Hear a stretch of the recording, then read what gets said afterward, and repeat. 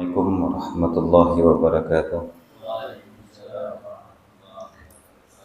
Bismillahirrahmanirrahim. Alhamdulillahirabbil alamin wa bihi nasta'in wa ala umuri dunya waddin.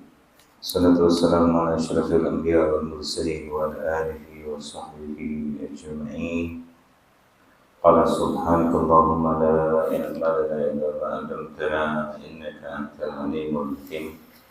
Rabbi shrah li sadri wa yassir li amri wahlul 'uqdatam min lisani yafqahu qawli wasaddid bihi lisani wahdini qalbi bijahil nabi wa sahbihi wa alihi.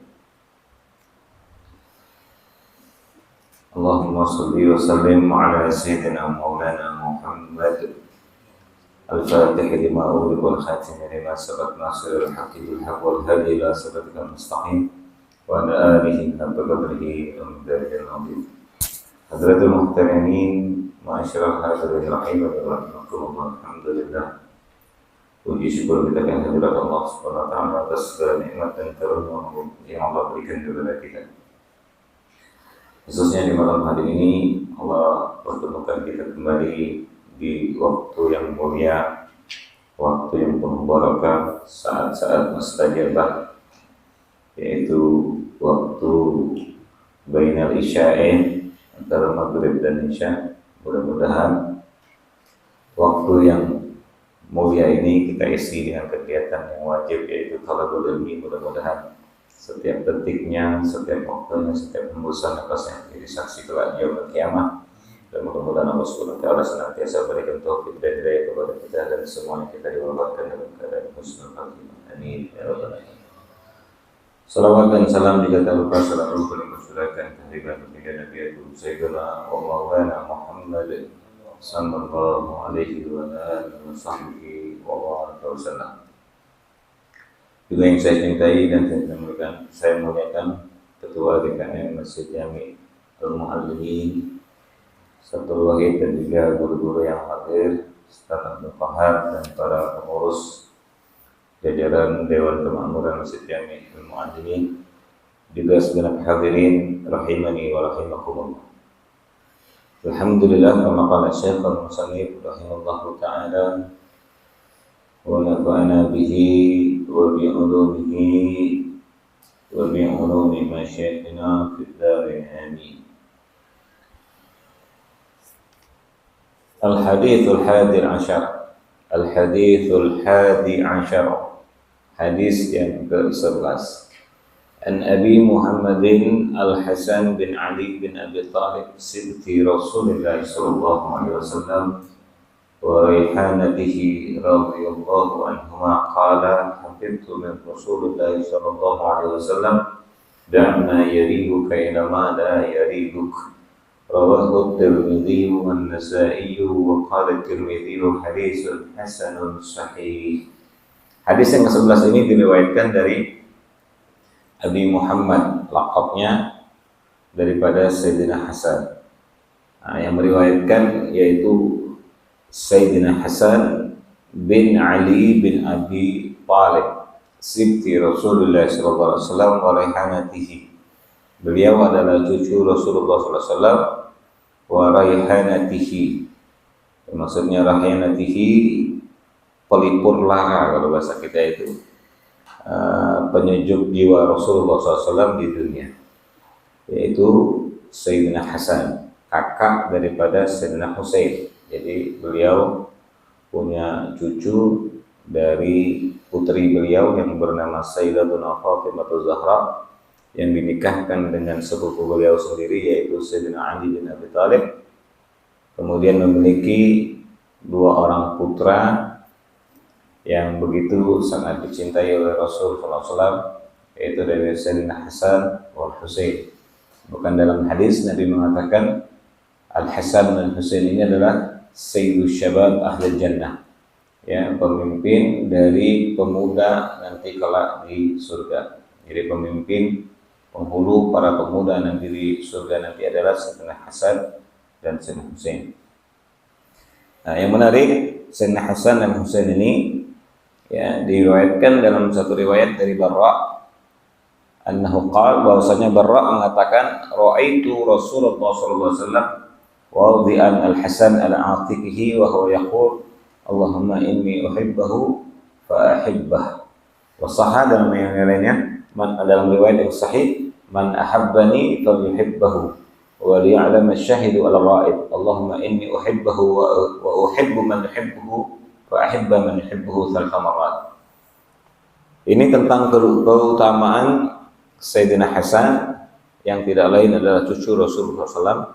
Barra, beliau mengatakan, aku melihat Rasulullah SAW wadi'an al-Hasan al-Atiqi. Aku melihat Rasulullah SAW itu meletakkan Sayyidina Hasan di atas leher beliau, apa namanya, pundak. Ya, kalau bahasa kita itu digendong di atas leher. Nah, kemudian ketika beliau melihat Sayyidina Hasan itu digendong di atas pundak beliau, Nabi sambil mengatakan, Allahumma inni uhibbuhu fa ahibbah. Ya Allah, sesungguhnya aku mencintai Hasan, ya aku mencintainya, maka cintailah Hasan. Dalam riwayat yang sahih, Nabi mengatakan, man ahabbani falyuhibbahu. Barang siapa yang mencintai aku, maka hendaknya mencintai Hasan. Wal ya'lam asy-syahidu al-ghaib. Dan hendaknya yang menyaksikan, maksudnya yang mendengarkan ucapanku ini, kata Rasulullah, sampaikan kepada mereka yang tidak hadir. Nah, kita ini termasuk al-ghaib, maksudnya yang tidak menemui, menjumpai atau mendengarkan langsung Rasul mengatakan demikian. Nah, kemudian Nabi berdoa, Allahumma inni uhibbuhu wa uhibbu man yuhibbuhu fa ahibba man yuhibbuhu thalatha marrat. Sampai 3 kali Nabi ulangi. Kata Rasul, ya Allah, sesungguhnya aku mencintai Hasan dan aku mencintai orang yang mencintai Hasan, maka cintai orang yang mencintai Hasan. Nah, ini sampai diulang kalimatnya 3 kali tentang mahabbah, kecintaan kepada zuriyah Rasulullah yang bernama Hasan dan Husain, atau cucunya Rasulullah SAW, Al-Hasan dan Husain. Ya. Nah, kemudian dalam hikayat yang lain, anna Abu Bakar, ini sekelumit biografi Sayyidina Hasan yang meriwayatkan hadis ini, yang mungkin menjadi wawasan untuk kita. Sayyidina Hasan itu dihikayatkan, anna Abu Bakar radhiyallahu anhu kharaja min salat al-fajr ba'da wafatin Nabi SAW di layalin, wa Aliun yamshi ila janbihi famarra bil Hasan yal'abu ma'al ghilman fahtamahu ala raqabatihi wa huwa yaqul. Dihikayatkan Sayyidina Abu Bakar radhiyallahu anhu, suatu hari beliau keluar untuk melaksanakan sholat subuh sepeninggal Nabi sudah wafat. Nah, kemudian Sayyidina Ali berjalan di samping Sayyidina Abu Bakar. Nah, kemudian Sayyidina Abu Bakar melewati Hasan, waktu itu sedang bermain bersama anak-anak kecil yang lainnya. Fahtamahu ala raqabatihi. Kemudian Sayyidina Abu Bakar menggendongnya di atas pundaknya. Ya, digendong oleh Sayyidina Abu Bakar. Kemudian Sayyidina Abu Bakar mengatakan dalam bentuk syair, bi abi syabihun bin nabi laisa syabihan bi Ali. Ya. Demi bapakku, kata Sayyidina Abu Bakar, kamu mirip dengan Nabi, bukan mirip dengan Ali, kata. Sayyidina Hasan ini kalau dalam riwayat, beliau ini plek, kalau bahasa kita itu apa bahasa Indonesia? Plek, mirip, ya 99% itu mirip Rasulullah dari pusar ke atas. Kalau Sayyidina Hasan ini dari pusar ke atas. Kalau Sayyidina Husain dari pusar ke bawah. Mirip Rasulullahnya itu. Kalau Sayyidina Hasan dari pusar ke atas, dari dadanya, perawakannya, wajahnya mirip sekali dengan Rasulullah. Kalau Sayyidina Husain dari pusar ke bawah, cara jalannya dan lain sebagainya, itu Sayyidina Husain. Itu banyak sekali nanti dalam riwayat yang menjelaskan keterangan itu. Nah, kemudian tidak kalah beda juga dengan Sayyidina Husain. Ya, sebagaimana ini disebutkan tentang Sayyidina Hasan, ya juga Sayyidina Husain. Ya, bagaimana begitu luar biasanya kemuliaan Al-Hasan dan Husain ini yang nanti banyak sekali kita akan temukan dalam riwayat hadis. Baik, tidak berpanjang lebar kita dalam riwayat ini atau dalam sekelumit tentang biografi ini, kita masuk ke poinnya. Ya, beliau Sayyidina Hasan bin Ali bin Abi Thalib, ya radhiyallahu anhuma, beliau mengatakan, kalau hafidtu min Rasulillah, aku menghafal, artinya aku hafal dari Rasulullah, Artinya Rasul mengatakan dan aku hafal, maksud kata beliau, apa yang diucapkan oleh Nabi? Da' ma yaribuka ila ma la yaribuk.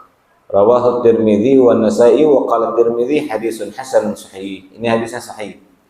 Kalau disebutkan hadisun hasanun sahih, itu berarti hadis hasan sahih itu maksudnya apa? Dia di atas hadis hasan, di bawah hadis sahih.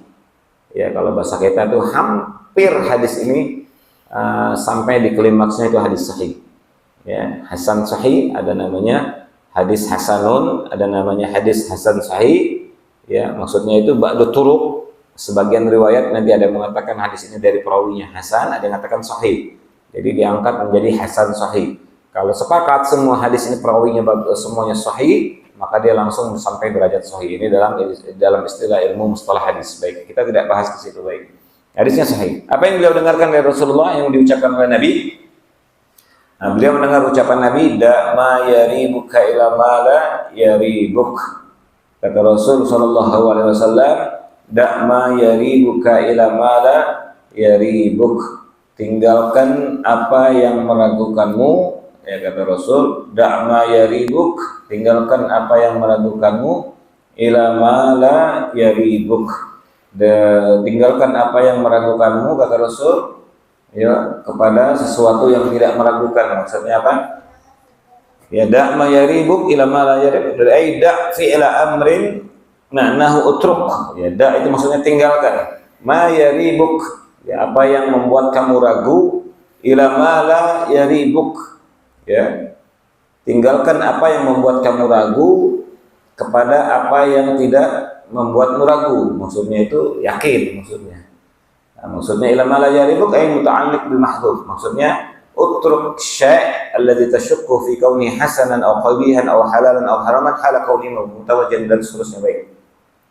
Maksud hadis ini kita jelaskan secara global. Tinggalkan amaliyah, pekerjaan apapun itu yang kalau pekerjaan tersebut meragukan kita, baik itu baik, buruk, halal atau haram, ya, kepada sesuatu yang jelas hukumnya maksudnya. Jadi kalau contoh begini, kita mau melakukan sesuatu, kita belum tahu hukumnya, bahkan sudah bertanya sekalipun, ya tidak dapat jawaban. Ini halal apa haram? Ya nggak tahu. Ada yang jawab, kita ditanya orang ngerti kan? Ada ulama kita tanya ini bagaimana? Nah, karena mungkin hukumnya belum dibahas secara spesifik atau mungkin hukumnya itu fiqhun nawazil, fikih yang kekinian, contohnya, ya sesuatu tersebut belum ada lewat dari pembahasan ulama misalnya. Nah ini kalau kita ragu ya tinggalkan. Ini kalau kita ragu, tinggalkan. Contoh kalau sesuatu yang meragukan, yang tadinya tadi sebenarnya rancu, sesuatu tadi sebenarnya jelas. Contoh yang baru-baru ini yang mungkin ramai ini, contoh seperti apa? Namanya bunga bank. Ya, bunga bank ini lagi ramai. Dulu-dulu ramai dibahas. Nah, bunga bank ini kan kita tahu haram, riba. Tapi belakangan ulama-ulama dari Mesir, al-mutaakhirun, ya, ulama-ulama mutaakhir ini menganggap bunga bank itu boleh saja dengan dalil bahwasanya ya namanya uang itu tidak sama dengan dahab, fiddah, emas dan perak. Ya namanya uang katanya itu mengalami inflasi dan seterusnya. Ya, ini kan bingung kita kalau bahasa kita itu. Ada yang membolehkan, di satu sisi ada yang sudah dari dulu mengharamkan.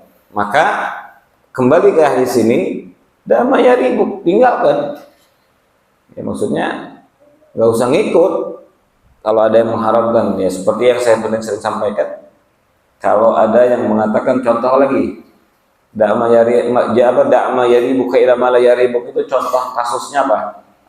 Ucapan tahni'ah bin Nasara, mengucapkan kepada orang non-muslim Natal, ya kan?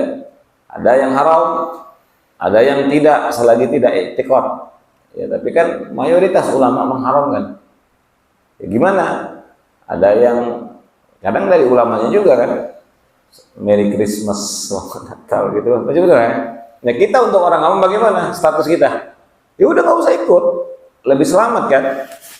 Kita nggak ikut lebih selamat. Contoh begini, saya analogikan kasusnya seperti ini. Kalau ada kita minum air, anggap aja air ini ada 5 gelas atau 10 gelas, ya kita disuruh milih 5 gelas, analoginya.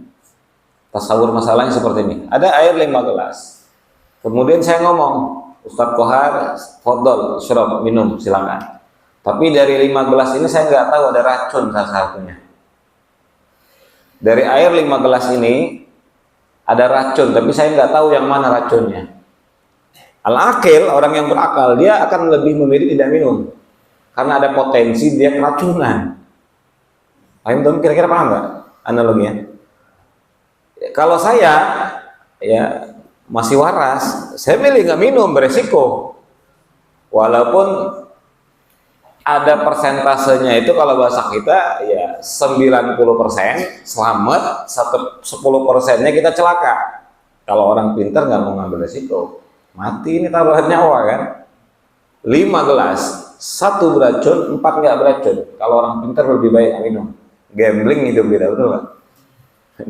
Nah, sama seperti tadi, ulama ada yang haramkan, ada yang membolehkan. Kalau orang pintar, kalau ada potensi itu mendatangkan murka Allah, dia pilih tidak. Nah, makanya kata Sayyidina Ali karamallahu wajhah, beliau mengatakan dalam satu ungkapan yang begitu luar biasa ketika beliau menyikapi masalah khilafiyah, kata beliau, wa minat taufiqi at-tawaqqufu indal hairah. Termasuk hamba itu dia mendapatkan taufik dari Allah, yaitu apa? At-tawaqqufu indal hairah. Dia tawakuf maksudnya apa? Dia stop di situ, tidak ikut-ikutan tatkala dia mengalami suatu masalah yang membuat dia bingung antara halal atau tidaknya, antara dosa ataupun tidaknya. Ya, termasuk orang itu dapat taufik, dia tawakuf sudah. Tidak ikut-ikutan sudah. Nah, tawakuf lebih bagus. Contoh, kalau di kasus mungkin di aspek, contohnya misalnya speaker haram, ada yang nggak haram. Yang paling bagus itu ya tawakuf sudah, tengah-tengah. Saya tidak bilang speaker itu halal, tidak bilang speaker itu juga haram. Ya karena memang konteksnya itu aslus syai'i al-ibahah, asal muasal segala sesuatu itu hukumnya boleh. In lam yadulla dalilun ala tahrimihi, selagi tidak ada dalil yang mengharamkan. Kalau kita kembalikan kepada kaidah ushul fikih, ya. Nah, nanti kalau kita katakan speaker halal, nanti terus bagaimana? Apa kabarnya nanti speaker dipakai orang dangdutan? Ya kan? Bagaimana kabarnya nanti speaker yang dipakai orang buat dugem maksiat? Ya, kita ada potensi ke bawah haramnya kan? Ya, kalau kita bilang haram, terus bagaimana? Apa kabarnya speaker yang dipakai orang buat syiar ngaji, yang mana kalau dia nggak pakai speaker, yang di ujung sana nggak kedengeran? Kan ada nilai dakwah juga. Nah, balik lagi kan nantinya kepada hukum asal. Jadi hukum asal itu apa dalam kaidah fikih itu? Aslu syai' al-ibahah. Jadi asal muasal segala sesuatu itu adalah hukumnya boleh. In lam yadulla dalilun ala tahrimihi, selagi tidak ada dalil yang membuat dia menjadi haram. Ya, contoh yang pernah kita sampaikan sering, khamar. Tadinya sebelum turun ayat khamar itu, innal khamra wal maisir, kan kita lihat dalam Al-Quran itu proses diharamkannya khamar itu kan step by step. Ya, ala tarahi, dia bertahap. Tidak langsung mutlak diharamkan. Antum akan temukan dalam ayat itu, ya ayyuhalladzina amanu la taqrabus salata wa antum sukara. Itu ada ayat nanti dalam Al-Quran, orang-orang yang beriman, jangan kalian melaksanakan sholat dalam keadaan mabok. Konotasinya berarti boleh mabok kalau nggak sholat, betul nggak? Di luar sholat boleh mabok. Itu dalam Al-Quran loh. Siapa mau bantah itu? Itu Al-Quran. Ya ayyuhalladzina amanu la taqrabus salata wa antum sukara. Nah, ayat ini mansukh hukumnya. Jadi dalam Al-Quran itu kalau kita ngaji dalam metode tafsir, kalau kita ngaji dalam ulumul Quran, dari aspek hukum, Al-Quran itu menarik nanti. Ada yang namanya nasikh mansukh, ya. Ada yang namanya nanti hukum nasikh mansukh itu ada yang nantinya Al-Quran itu nanti sifatnya ayat itu ada yang mansukhul ayat mabniul hukum. Ayatnya dihapus, hukumnya masih ada, berlaku. Ada yang mansukhul hukum mabniul ayat. Hukumnya masih ada, hukumnya sudah dihapus, ayatnya masih ada. Ya tadi. La taqrabus salata wa antum sukara. Ada yang hukumnya masih ada, ayatnya dihapus. Mabniul ayat, mansukhul hukum. Mansukhul hukum mabniul ayat. Ayatnya masih ada, tapi ayatnya sudah tidak ada, hukumnya masih ada. Contoh apa? Potong tangan. Potong tangan itu dulunya apa ayatnya sebelum mansukh dia? Wasariqu wasariqatu faqata'u aydahuma. Kalau kita ngaji dalam ulumul Quran, ayat itu sebelumnya wasyaikhu wasyaikhatu. Cuman kan nggak ada kan di dalam Al-Quran, ada nggak ayatnya? Bagaimana kita bisa tahu itu? Ya ulama, kita kan ngaji dalam ulumul Quran. Jadi dalam ilmu Al-Quran itu terbagi banyak, nanti ada ulumul Quran, ada tafsir ayatul ahkam dan seterusnya. Ya, selama ini kan kita tahu ayat Al-Quran ya tafsir. Ya, padahal metodologi dalam ilmu Al-Quran itu banyak sekali nanti. Ya, dalam konteks nantinya metode menerjemahkan Al-Quran dalam pandangan ulumul Quran nantinya, karena nanti banyak sekali kita akan temukan i'jazul Quran, ya mukjizat Al-Quran, saking bagaimana luar biasanya bahasa Al-Quran itu dalam balaghahnya dan seterusnya. Bahkan dalam Al-Quran itu tidak jarang kalau kita ngaji dalam ilmu tafsir ataupun dalam ilmu Quran, ada satu ayat nanti dengan satu kalimat memiliki 10 makna. Al-Quran itu beda dengan kita kan, kalau kita bahasanya makan, ya makan sudah, nggak ada bahasa lain contohnya. Paling kita kalau temukan bahasa kita makan, tulisannya MAKAN, ya, makan sudah kan. Bahasa Sundanya apa? Tuang, ya. Bahasa Arabnya akala misalnya. Nah, kalau makan kan bahasa Arabnya apa? Akala yakulu aklan. Nah, tapi dalam bahasa Arab, di dalam Al-Quran, itu dia satu kalimat, tapi memiliki muradif, sinonim dengan 10 makna nanti. Itu yang sangat sulit sekali. Makanya tidak sebarang orang menerjemahkan Al-Quran itu dengan metode terjemah depak. Itu orang, makanya kata Nabi itu, man fassara al-Qur'ana bi ra'yi falyatabawwa maq'adahu minan nar. Bahkan Nabi mengultimatum, mengancam, nggak main-main kata Rasulullah, barang siapa menafsirkan Al-Quran dengan pendapatnya sendiri, maka silakan pilih tempatnya di neraka kata Rasulullah. Enggak sembarangan nafsirkan Al-Quran itu. Contoh, saya kasih contoh yang mungkin pernah saya sampaikan. Dalam Al-Quran contoh dalam kalimat fitnatun. Nah, fitnah ini kalau kita lihat di dalam kitab Ulumul Quran, baik nanti di dalam kitab At-Tibyan karya Al-Imam An-Nawawi atau Al-Itqan, Al-Imam As-Suyuti itu menulis tentang Ulumul Quran, Al-Itqan fi Ulumul Quran, atau nanti karya Abu Said Muhammad bin Ali Al-Maliki Al-Qawaidul Asasiyah fi Ulumul Quran, kitab-kitab yang berkaitan tentang Ulumul Quran, segi dari maknanya, majazi dan seterusnya. Kita lihat di dalam makna fitnah, contoh Allah Subhanahu wa taala berfirman dalam Al-Quran, wal fitnatu wasyaddu minal qatli. Ya, kalau antum lihat terjemahan depak, fitnah itu lebih kejam daripada pembunuhan. Apakah yang dimaksud ayat itu seperti itu? Hasya wa kalla, tidak. Yang dimaksud wal fitnatu asyaddu minal qatl, sepakat kalau antum lihat dalam tafsir Al-Imam Al-Baghawi atau dalam tafsir Ibn Katsir atau dalam tafsir Al-Imam Al-Qurtubi Al-Jami' fi Ahkamil Quran atau dalam tafsir Al-Baydawi, maka makna fitnah di situ mayoritas ulama tafsir mengatakan al-fitnah huwa syirik. Maknanya apa? Syirik. Jadi menerjemahkannya bagaimana? Menyekutukan Allah lebih kejam daripada pembunuhan. Coba intisyarul lughat. Bahasa ini sudah tersebar di masyarakat, ya kan? Ya kan, betul nggak, di masyarakat sudah al-fitnatu asyaddu minal qatl. Ya kalau yang ngomong orang awam masih ditolerir. Ya kalau yang ngomongnya ustaz, PA. Kelihatan apa ustaznya itu bahlul. Ya berarti kan itu menunjukkan nilai beliau ini, berarti mai ta'lam tafsir, dia tidak belajar tafsir. Ya mungkin dia mondok dulu, pesantren dulu mungkin. Ya mungkin pesantren. Kebanyakan ngeliwatnya dia belajarnya. Ya sampai nah ini kan nggak, makanya nggak sembarang orang menerjemahkan Al-Quran, itu nggak sembarang. Ada ilmunya, ya. Terus bahkan belajar nahwu, hukum belajar nahwu sendiri, belajar ilmu alat seperti nahwu, shorof, i'lal, dan terusnya tasrif itu, maka hukumnya wajib fardu ain, bukan fardu kifayah lagi. Fardu ain liman qara'a tafsir, bagi orang yang baca tafsir. Itu wajib fardu ain. Kalau orang mau ngaji tafsir harus menguasai ilmu nahwu, enggak ujug-ujug. Ya, tahu-tahu udah ngajar tafsir aja. Banyak sekarang ini, ya. Ya, kultum di TV buka kajian 7 menit tafsir.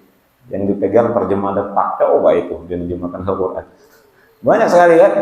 Nah, makanya nggak heran karena Nabi sudah mengatakan dari jauh-jauh hari 1400 tahun yang lalu Nabi mengatakan innallaha la yanzi'ul ilma intiza'an ibad.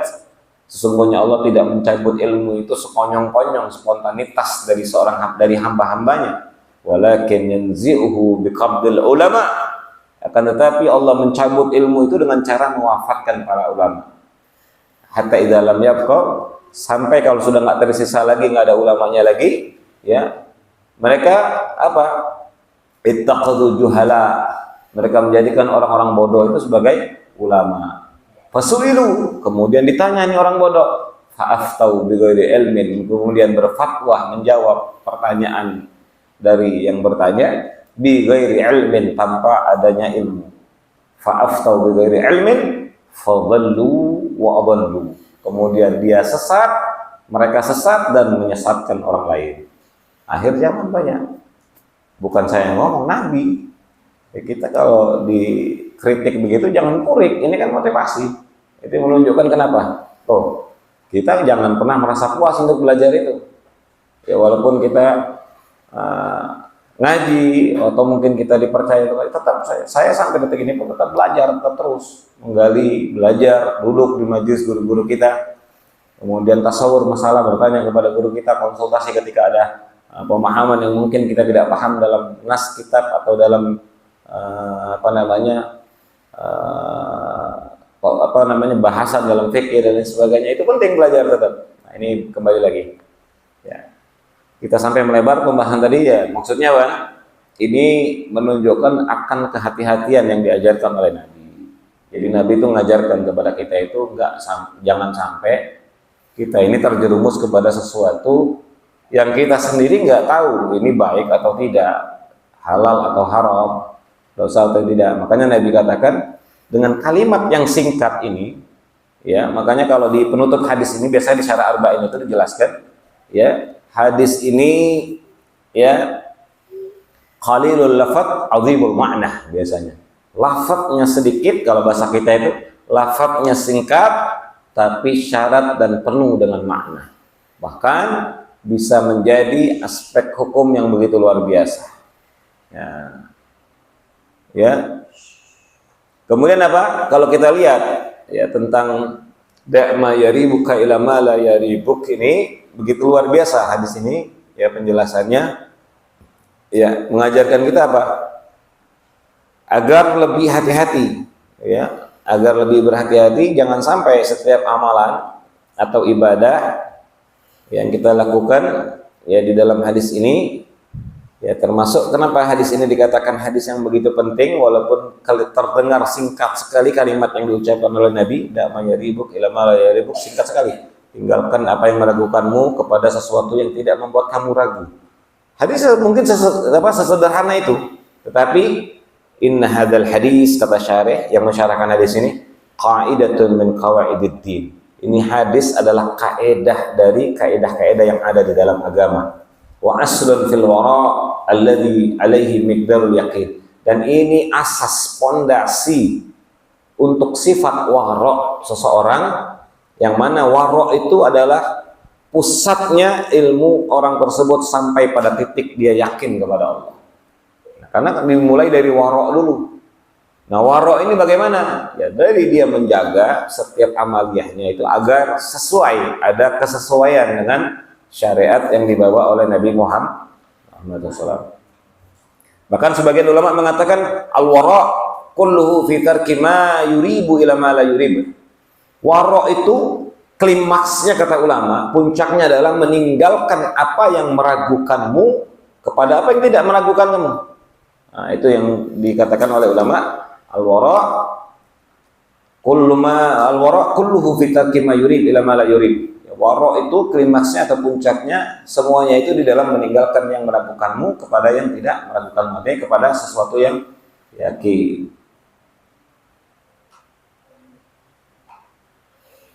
Nah, bahkan di sini dikatakan ada satu ulama namanya Ibrahim bin Adham. Waqila li Ibrahim bin Adham. Ibrahim bin Adham ini pernah ditanya. Kita lihat bagaimana waroknya ulama dulu ya. Ala tashrabu min ma'i Zamzam? Beliau pernah ditanya, "Ya Imam, apa kamu tidak mau minum? Kenapa kamu tidak mau minum air Zamzam?" katanya. Kata beliau, bukan tidak mau minum air Zamzam saat itu ya. Lau kana lidalwun la syaribtu. Saya kalau punya ember atau wadah, kalau bahasa kita gayung, dalwun itu ember artinya.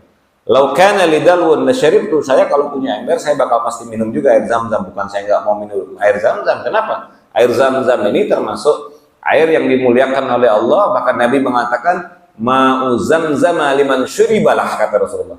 Air Zamzam itu tergantung orang yang meminumnya. Air Zamzam itu tergantung niat orang yang minumnya. Jadi niat apapun ketika minum air Zamzam itu mustajab. Kalau kita ada air Zamzam, kita niat minum air Zamzam itu, kita niat dengan minum air Zamzam, nawaina syurba Zamzam, bisa kita niat minum air Zamzam, tujuannya buat apa? Sehat, banyak rezeki, urusan diperlancar, kaya raya, apapun atau niat itu mustajab kalau air Zamzam itu. Jadi bukan air Zamzam itu sebatas obat aja kita minum, enggak. Untuk qabul hajat air Zamzam itu, apapun itu. Maka karena Nabi mengatakan ma'u Zamzam liman syuribalah. Air Zamzam itu tergantung niat orang yang minumnya. Nah, beliau ketika ditanya, kenapa kamu tidak mau minum air Zamzam? Nah, seorang ulama sufi wara namanya Ibrahim bin Adham. Beliau jawab, "Lau kana lidalun lasyaribtu." Saya kalau punya gayung, saya pasti minum. Nah, maksudnya beliau jawab begitu kenapa? Asyara ila anna ad-dalwa min malid sultan wa huwa mushtabah. Bahwa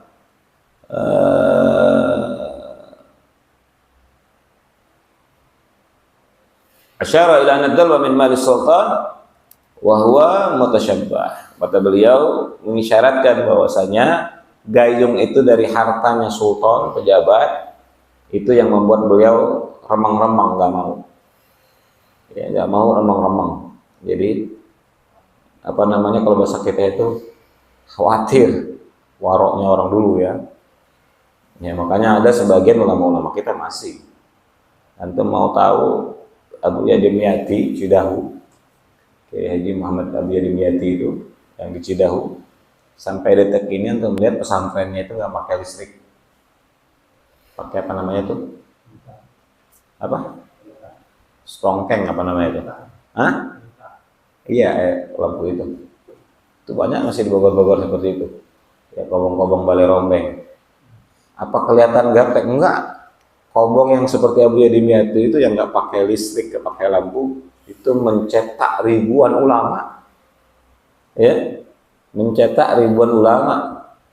Ya, nggak kalah hebat maksudnya, bahkan ya, melebihi jauh dari pesantren-pesantren yang bangunan 4 lantai, 5 lantai, keluar dari situ timbang jadi apa?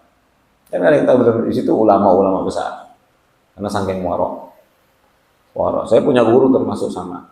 Ada satu Habib Muhammad bin Agil itu di Bogor. Saya pernah di situ 2 tahun itu, beliau sama. Saking waroknya beliau apa?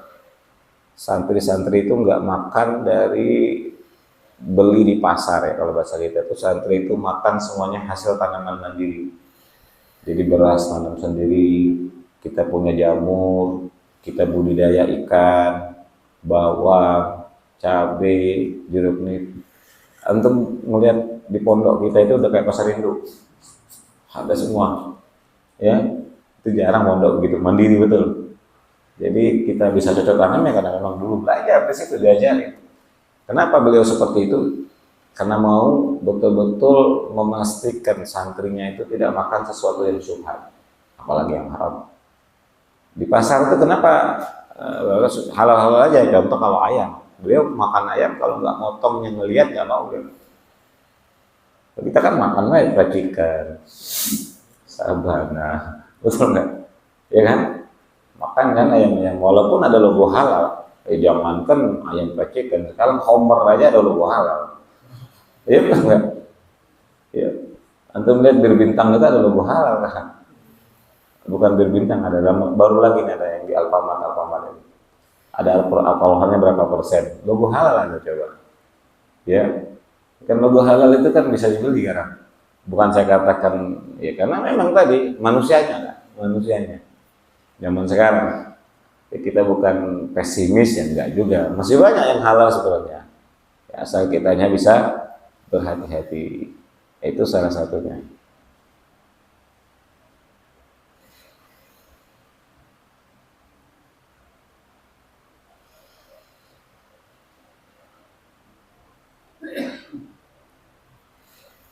Nah, ada satu hikayat juga yang menarik. Wa hukiya anna rajulan qasada ziyarata ba'dil awliya. Nah, dihikayatkan ada seorang laki-laki dia punya maksud tujuan ziarah ke sebagian para aulia. Waktu beliau ziarah ke sebagian para aulia, falamma wasala ila baitihi ra'a syaban kharijan minhu alaihi simal mutakabbirin ay alamatuhu. Sallama alaihi falam yurda alaihi, fata'ajjaba wa salam seterusnya. Baik.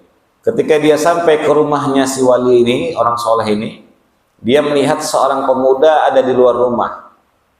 Ya, waktu dia datang nyampe ke rumah wali ini, di luar rumahnya ada seorang pemuda, ya, kharijan minhu alaihi simal mutakabbirin. Ya, nampak muncul pada wajah raut wajah pemuda ini ciri atau tanda orang-orang sombong. Wasallama alaihi falam yurda alaihi. Dia mengucapkan salam kepada pemuda tadi, tapi dia tidak jawab. Enggak dijawab salamnya. Fata'ajjaba wa salanhu. Kemudian dia heran, bingung dan bertanya juga. Akhirnya dijawab. Kata temannya, innahu ibnu syekh. Itu anaknya syekh itu, anaknya guru, Gus kalau bahasa kita. Ya, itu anaknya si syekh. Gus. Falamma jaa, begitu datang keluar maksudnya si syekh, ra'a alaihi simal mutawadhi'in wa kamali husnul khuluq wa kamali husnul khuluq. Fazada ta'ajjubuhu. Begitu syekhnya keluar, dia ngelihat ciri tanda yang orang-orang tawadhu luar biasa dan sempurna akhlak yang begitu luar biasa. Dia lihat berbanding terbalik sama anaknya tadi. Anaknya sombong, salam aja nggak dijawab. Begitu syekhnya keluar rumah, heran lagi dia, lebih heran lagi. Kalau yang pertama dia heran melihat anak syekh tadi, kok sombong anak wali ini, ya, salam nggak dijawab. Begitu syekhnya keluar, dia melihat dua hal yang bertolak belakang. Anaknya sombong, syekhnya tadi tawadhu, akhlaknya luar biasa. Fazada ta'ajjubu, maka bertambah keheranan dia. Wa qala bi nafsihi, kemudian dia mengatakan dalam dirinya, kaifa yakunu limithli hadha syekh mithl hadzal walad. Bagaimana mungkin katanya, bapaknya seperti ini, anaknya seperti ini ya? Kok bisa kalau bahasa kita itu ya? Kok bisa? Bapaknya soleh, anaknya toleh. Ya kan kalau bahasa kita bahasa Arab itu kan soleh itu baik, toleh itu jahat. Kok bisa bapaknya soleh, anaknya toleh? Ya, makanya jangan namain anak, punya anak nanti soleh udah pasaran kasih nama besok toleh. Toleh jahat artinya Pak. Soleh, toleh. Nah, beda kan artinya bahasa Arabnya kan? Soleh pakai shot, toleh itu pakai tok. Toleh, nah itu baik dan buruk. Nah, kok bisa katanya bapaknya soleh, anaknya toleh katanya. Nah, kemudian apa? Dia bertanya masih syekh, summa sa'alahu an su'i khuluqihi ibnihi. Dia bertanya tentang buruk perangai anaknya ini. Faqala, kata si syekhnya jawab, la ta'jab, jangan kamu heran. Fa inni ju'tu mudata ayyam, jangan heran katanya. Karena sesungguhnya aku dulu pernah lapar beberapa hari. Sisanya cerita kronologis kalau bahasa kita itu. Sisa cerita. Dia kan nanya, si yang tamu tadi nanya, kok bisa syekh, kiai, kok bisa antum, masya Allah, kok anak antum ini naudzubillah katanya, kok bisa begitu kiai? Kata kiainya, jangan heran, dulu jitu muddata ayyam, saya dulu pernah lapar beberapa hari katanya. Fa akhbara bidzalika jari fa ja'ani bi ta'amin min baiti sultan li'annahu kana min khasi. Jadi dulu saya pernah beberapa hari lapar. Kemudian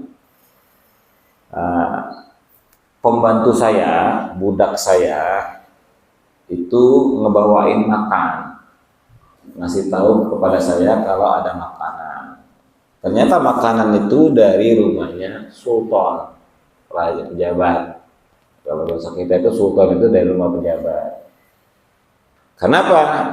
Karena pembantu saya ini termasuk orang dekat dengan pejabat tadi, ya abdi dalam lah kalau bahasa kita, bawa makanan. Falamma akaltuhu ghalabat alayya syahwatul jima. Ketika saya sudah makan, katanya, kata si Syekh, ya tiba-tiba syahwat saya untuk berhubungan badan naik. Ya biasanya kan orang kalau kenyang ya naik syahwatnya. Ya. Kemudian ya dia berhubungan badan dengan istri tadi habis dari makan yang tadi.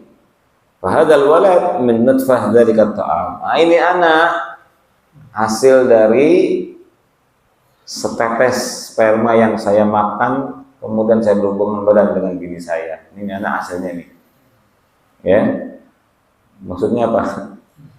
Itu sesuatu yang belum tentu haram, masih syubhat. Tapi efek, apalagi kalau kita cekokin haram. Makanya untuk kita yang orang tua ini jangan sampai masuk ke dalam anak istri kita itu sesuatu yang haram. Kalau sudah